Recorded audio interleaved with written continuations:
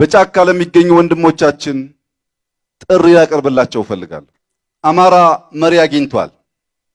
አረጋ ከበደን የመሰለ ታማኝ ትጉ መሪ አግኝቷል። ብልጽግና ማለት አሁን ባለ የዓለም ቴክኖሎጂ ልክ ጽድት አድርጎ የሚሰራ ብልጽግና ማለት ለሕዝቡ የገባውን ቃል በተግባር ያስጀመረውን በማስጨረስ የሚያረጋግጥ ማለት ነው። የአማራ ሕዝብ እውነተኛ ዋስ፣ ታታሪ፣ ትጉ፣ ታማኝ የሆንከው የክልላችን ፕሬዝዳንት አቶ አረጋ እንዲሁም የኢትዮጵያ መንገዶች ባለስልጣን ዋና ኃላፊ ኢንጂነር መሐመድ፣ የሃይማኖት አባቶች፣ በዚህ ስፍራ የተገኛችሁ እንግዶች በሙሉ ኢትዮጵያ የሚገባትን፣ አማራ የሚገባውን፣ ባህር ዳር የሚገባውን ታላቁን ስራ በጋራ ዛሬ ለማስመረቅ ስለበቃን እንኳን ደስ ያላችሁ፣ እንኳን ደስ ያለን።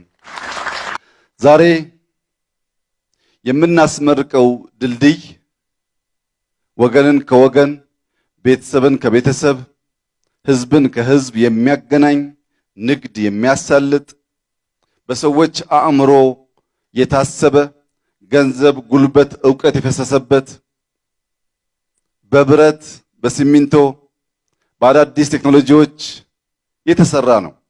ይህ ድልድይ በእጅጉ አስፈላጊ ነው። ይሁን እንጂ እኛ ሁለት ድልድይ መገንባት እንፈልጋለን። ድልድይ እንገነባለን፣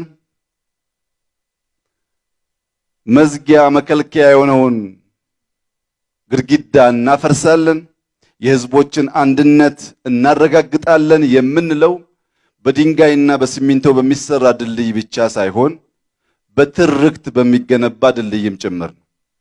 በአማራና በኦሮሞ፣ በአማራና በትግራይ፣ በወላይታና በኦሮሞ፣ በጉራጌና በአማራ፣ በሌሎችም ህዝቦች መካከል በነበሩ አልባሌ ትርክቶች ምክንያት እየተፈጠረ ያለውን እየላላ ያለውን ትስስር ጉድኝት ሊያጠናክር የሚችል የትርክት ድልድይም ጭምር መገንባት እንፈልጋለን።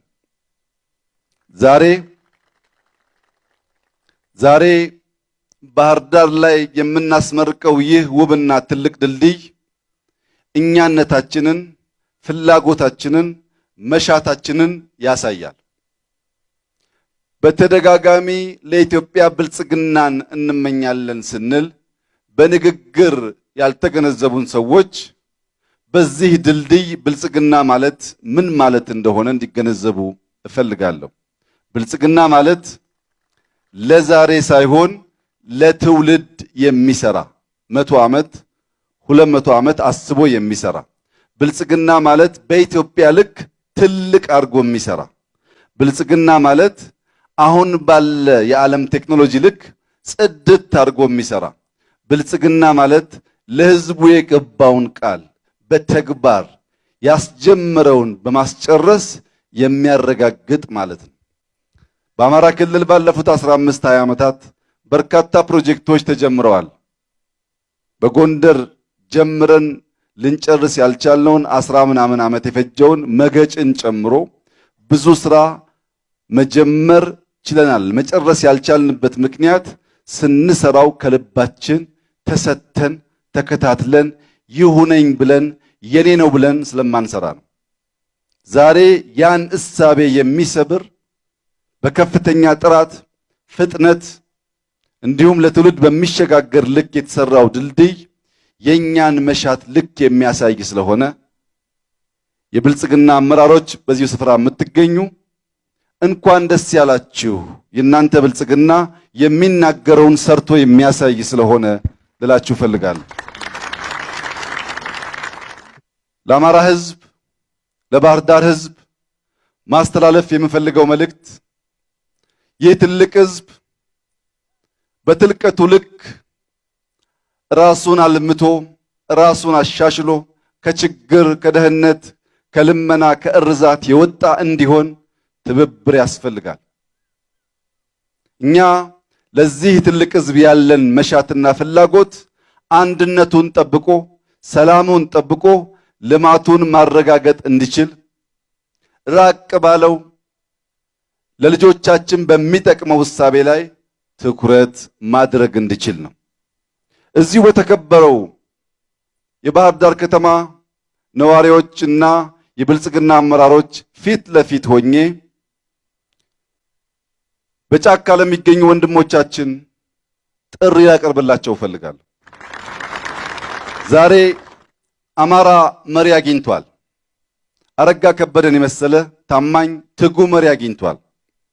አማራ ነኝ የሚል ለአማራ ቆረቆራለሁ የሚል የአማራ ጥቅም ሊነካ አይገባውም የሚል አማራ በልኩ መጠቀም አለበት የሚል ስለ አማራ መብት ስለ አማራ ዴሞክራሲ የሚታገል ማንኛውም ግለሰብና ቡድን ከአረጋ አመራር ስር ሆኖ ህዝቡንና ክልሉን መጥቀም ስለሚችል ይብቃን መገዳደል፣ ይብቃን ጥፋት፣ ይብቃን አላስፈላጊና የማያሻግር ጉዞ፣ ድልድይ የሌለው ጉዞ፣ ኢትዮጵያን አንድ የማያደርግ ጉዞ፣ የኢትዮጵያን ህዝቦች በእኩል የማያከብር ጉዞ ስለማይጠቅመን ኑ ወደ ክልላችሁ ተመለሱ።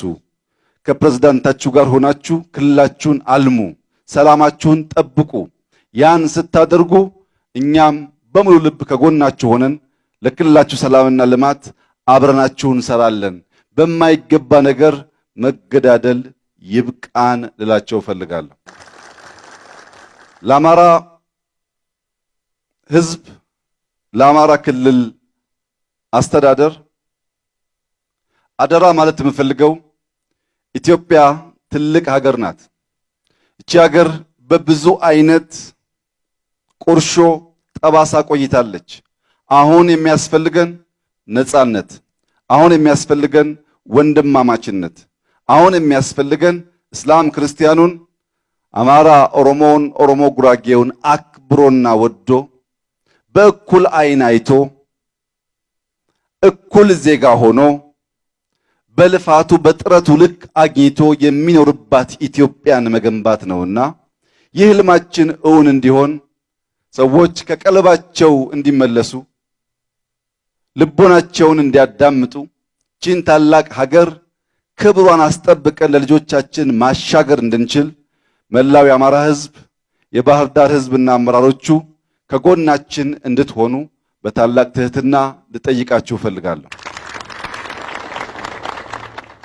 ከንቲባችን እጅግ ውብ የሆነች ከተማ፣ ነገር ግን ከንቲባ ያጣች ከተማ ለመምራት እድል አግኝተሃል። ባህር ዳር ከፈጣሪያችን ውብ ተደርጋ ብትሰራም ውበቷን ተገንዝቦ ሁሉ ሰው ማየት እንዲችል አድርጎ የሚሰራት ከንቲባ እምብዛም አልታደለችም። ለከንቲባችን ያለኝ መልእክት እድሉ እንዳያመልጥህ፣ እንዳትተኛ። በአዲስ አበባ እንዳየው ኮሪደር ባህር ዳርን የማይመጥኑ ከባቢዎችን በማጽዳት ህዝብህን፣ ወጣቱን፣ ሴቱን ይዘህ ባጠረ ጊዜ ውስጥ ባህር ዳር በሁሉም ሰው አይን ውብ፣ ድንቅ፣ ሊያዩዋት ሊኖሩባት የሚመኟት ከተማ እንድትሆን አበክረህ በጀመርከው መንገድ እንድትሰራ አደራ ልልህ እፈልጋለሁ። ክቡር ከንቲባ፣ ከንቲባነት ያልፋል፣ ባህር ዳር ግን ትቀጥላለች። በምትቀጥሏ ከተማ ውስጥ የማያልፍ አሻራህን እንድታኖር አንተንም በወንድማዊ መንፈስ ምክሬን እለግሳለሁ። እንዲሁም ለባህር ዳር ከተማ ነዋሪዎች፣ ለመላው የአማራ ህዝብ ዛሬ በኢትዮጵያ በአይነቱ ልዩ የሆነውን ድልድይ ያስመርቀናል። ላለፉት 2 ቀናት በምስራቅ አፍሪካ ካልተጋነነ በመላው አፍሪካ ተወዳዳሪ የማይገኝለትን ድንቅ የጎርጎራ ፕሮጀክት 2 ቀን አሳልፈንበት ነበር። በቆይታችን እኔና ጓደኞቼ የተገነዘብነው እስካሁን በዞርንባቸው ዓለማት በሙሉ የጎርጎራን ያክል ጠንካራ፣ ውብ፣ እጅግ አስደማሚ ስራ እስካሁን ባለው ዘመን አላየንም። በጣም አስደናቂ ስራ ነው። ይህንን ድንቅ ስራ የባህር ዳር ከተማ የጎንደር ከተማ ነዋሪዎች ሄዳችሁ እንድትጎበኙ እንድትጠብቁ አደራ እያልኩ ጀመርን እንጂ አልጨረስንም። ብዙ ህልም፣ ብዙ ሐሳብ፣ ብዙ የምንጀምረው ብዙ የምንጨርሰው ስራ ስላለ በሁሉ ጅማሯችን ከጎናችን እንድትሆኑ የፍቅር ሀገር ከተገኘማ ካንቺ ነው